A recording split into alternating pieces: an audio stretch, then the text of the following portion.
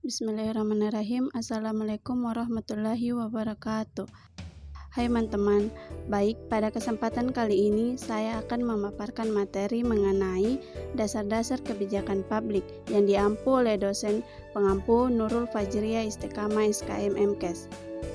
Baik, sebelum masuk ke materi, izinkan saya memperkenalkan diri. Perkenalkan, nama saya Nurul Halimah dengan NIM 21030450101. Saya dari Universitas Negeri Makassar, Program Studi Administrasi Kesehatan, Fakultas Ilmu Keolahragaan dan Kesehatan. Saya sekarang berada di semester 5. Jika teman-teman sekalian memiliki pertanyaan kepada saya mengenai materi yang akan saya sampaikan, boleh menghubungi saya melalui email itsbin10@gmail.com. Teman-teman juga boleh follow Instagram kampus kami, yaitu unm.makassar, dan IG jurusan kami adminkes.FIKK-UNM. Baik, jadi adapun pembahasan kita kali ini mengenai apa itu analisis kebijakan kesehatan. Yang kedua, peran dan fungsi analisis kebijakan kesehatan. Ketiga, karakteristik masalah kebijakan. Keempat, isu-isu kebijakan. Kelima, bentuk analisis kebijakan pemerintah. Keenam, pendekatan analisis kebijakan. Ketujuh, proses kebijakan publik. Kedelapan, karakteristik masalah publik. Dan yang kesembilan atau yang terakhir tidak tertampil di PPT, tetapi saya akan menjelaskan terkait kajian hasil analisis. Baik, kita masuk ke materi yang pertama, yaitu pengertian analisis, pengertian kebijakan, pengertian kesehatan. Yang pertama, analisis. Analisis adalah kegiatan berpikir untuk menguraikan sesuatu secara keseluruhan menjadi komponen, sehingga dapat mengenal tanda-tanda komponen, hubungannya satu sama lain, dan fungsi masing-masing dalam satu keseluruhan yang terpadu. Kebijakan adalah langkah tindakan yang secara sengaja dilakukan oleh seorang unsur atau sejumlah unsur berkenaan dengan adanya masalah atau persoalan yang dihadapi. Kebijakan juga adalah suatu tindakan yang mengarah pada tujuan yang diusulkan oleh seseorang, kelompok, atau pemerintah dalam lingkungan tertentu, seraya untuk mencapai tujuan sasaran yang diinginkan. Kesehatan adalah keadaan sejahtera, sempurna, baik secara fisik, mental, dan sosial, yang tidak hanya terbatas pada berbagai penyakit atau kelemahan. Jadi, dapat kita simpulkan bahwa analisis kebijakan kesehatan adalah kegiatan melibatkan proses pemahaman dan evaluasi terhadap komponen-komponen kebijakan yang berkaitan dengan upaya mencapai kesejahteraan kesehatan yang lebih luas. Selanjutnya, peran dan fungsi analisis kebijakan kesehatan. Kebijakan kesehatan memiliki peran dan fungsi dalam meningkatkan sistem kesehatan dan kesejahteraan masyarakat. Karena dengan adanya analisis kesehatan, yang pertama, adanya analisis kebijakan kesehatan akan memberikan keputusan yang fokus pada masalah yang akan diselesaikan. Kedua, analisis kebijakan kesehatan mampu menganalisis multidisiplin ilmu, satu disiplin kebijakan dan kedua disiplin ilmu kesehatan, sehingga keduanya digabung menjadi subkajian baru dalam hasanah ilmu.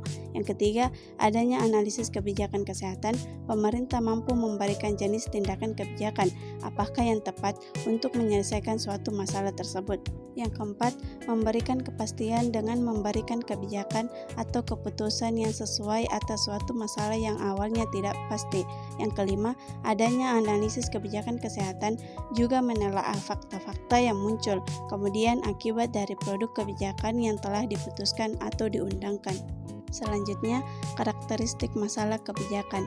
Menurut Thun, tahun 1988, beberapa karakteristik masalah pokok dari masalah kebijakan adalah yang pertama, interdependensi atau saling tergantung, yaitu kebijakan suatu bidang atau energi seringkali memengaruhi masalah kebijakan lainnya seperti pelayanan kesehatan. Yang kedua, subjektif, yaitu kondisi eksternal yang menimbulkan masalah diidentifikasi, diklasifikasi, dan dievaluasi secara selektif. Contohnya, polusi udara secara objektif dapat diukur dengan menggunakan data. Nah, data ini menimbulkan penafsiran beragam, antara lain gangguan kesehatan, lingkungan, iklim. Yang ketiga, artifisial, yaitu pada saat diperlukan perubahan situasi problematis sehingga dapat menimbulkan masalah kebijakan. Yang keempat, dinamis, yaitu masalah dan pemecahannya berada pada suatu perubahan yang secara terus-menerus. Pemecahan masalah justru dapat memunculkan masalah baru yang membutuhkan pemecahan masalah lanjutan.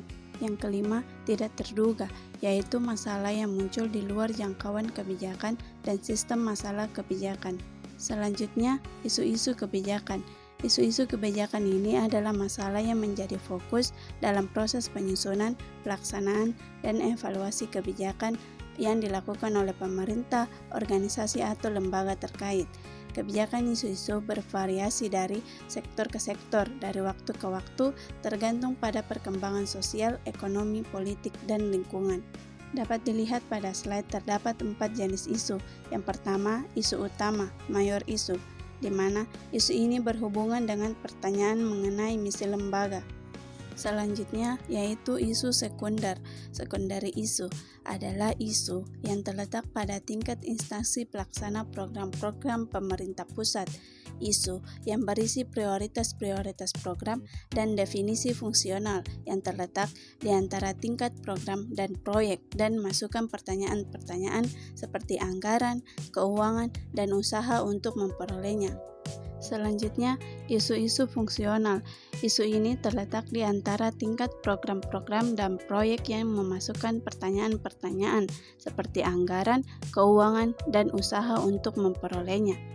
Ada lagi isu yang ditemukan paling sering terjadi pada tingkat-tingkat proyek spesifik isu, yaitu isu minor yang meliputi proses staf, keuangan, pekerjaan, waktu liburan, dan lain-lain.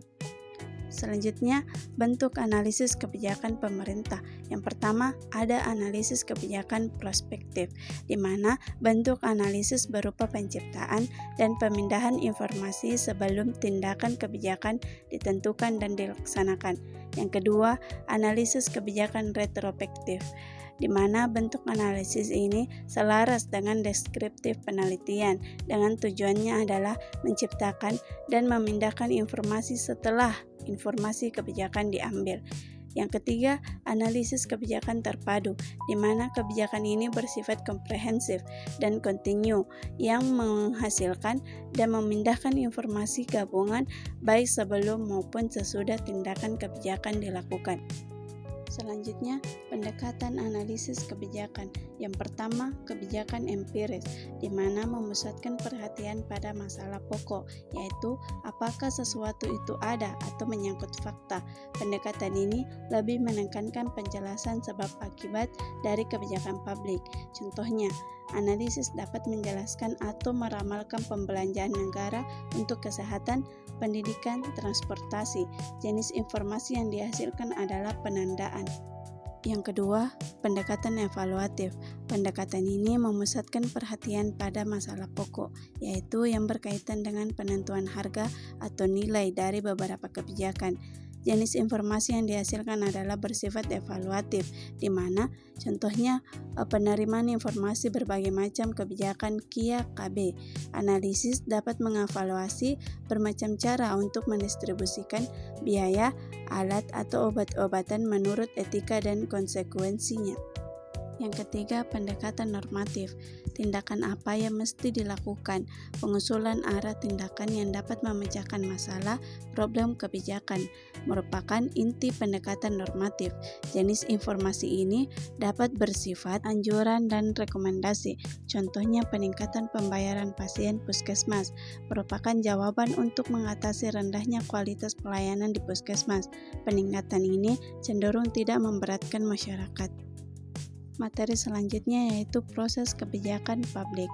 Yang pertama ada penetapan masalah kebijakan atau problem formatting, di mana perumusan masalah dapat membantu menemukan asumsi-asumsi yang tersembunyi, mendiagnosa penyebab-penyebabnya, memetakan tujuan-tujuan yang memungkinkan. Yang kedua ada formulasi kebijakan, policy formulation, di mana tahap peramalan yang dapat menyediakan pengetahuan yang relevan dengan kebijakan tentang masalah yang akan terjadi di masa mendatang sebagai akibat dari diambilnya alternatif, termasuk tidak melakukan sesuatu. Yang ketiga, adopsi kebijakan, policy adoption, di mana tahap rekomendasi membuahkan pengetahuan yang relevan dengan kebijakan tentang manfaat atau biaya dari berbagai alternatif yang akibatnya di masa mendatang telah diestimasikan atau diperkirakan melalui peramalan. Yang keempat, implementasi kebijakan. Tahap ini pemantauan yang menyediakan pengetahuan yang relevan dengan kebijakan tentang akibat dari kebijakan yang diambil sebelumnya. Yang kelima, penilaian kebijakan, di mana dari proses publik adalah penilaian kebijakan atau evaluasi. Evaluasi ini kegiatan untuk menilai tingkat kinerja suatu kebijakan, sejauh mana kebijakan tersebut mencapai sasaran dan tujuannya. Juga berguna untuk memberikan input bagi kebijakan yang akan datang supaya lebih baik. Evaluasi tidak hanya menghasilkan kesimpulan mengenai seberapa jauh masalah telah terselesaikan, tetapi juga menyumbangkan pada klasifikasi dan kritik terhadap nilai-nilai kebijakan, membantu dalam penyesuaian dan perumusan kembali masalah. Selanjutnya, karakteristik masalah publik. Yang pertama, interdependensi, yaitu masalah publik seringkali melibatkan ketergantungan atau interdependensi antara berbagai pihak atau elemen yang terlibat. Tindakan yang diambil satu belah pihak dapat memengaruhi pihak lain, sehingga kolaborasi dan koordinasi sering diperlukan. Yang kedua, subjektif. Karakteristik ini menunjukkan bahwa pandangan dan perasaan terhadap masalah publik bersifat subjektif. Artinya, pandangan terhadap masalah tersebut dapat bervariasi antara individu atau kelompok dan sering mencerminkan opini dan perspektif yang berbeda.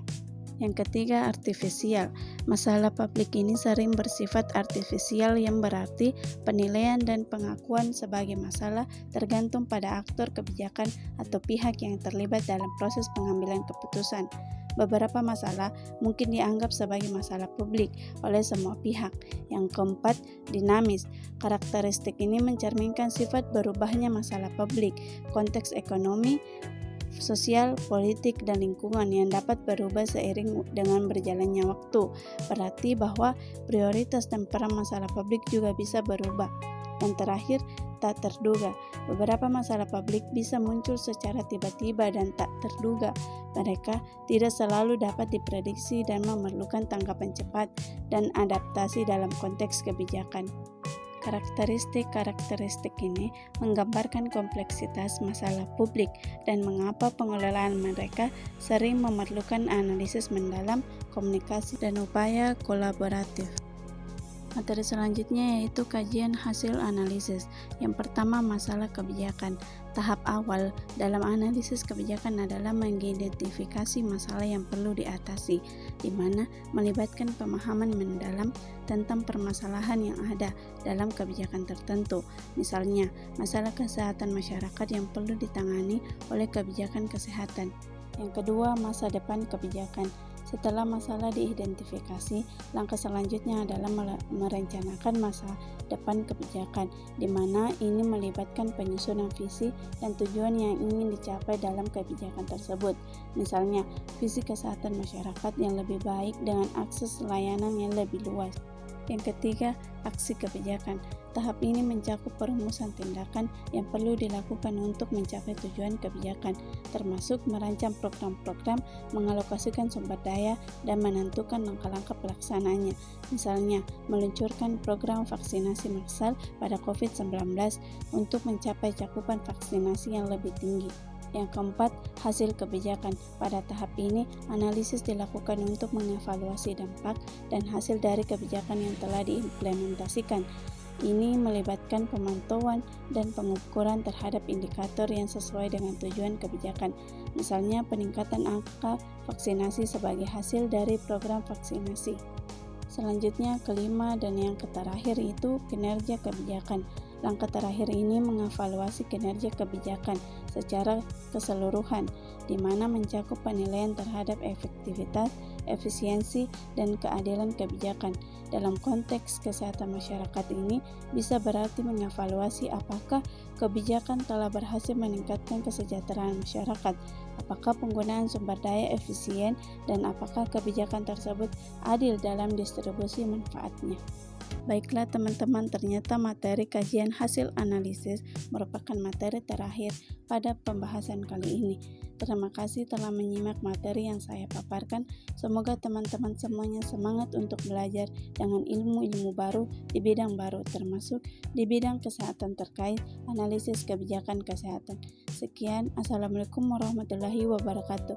See you teman-teman. Out the door and your pockets can find it no more. It's just you and me, and there's nothing I can do. I'm stuck with you, stuck with you, stuck with you.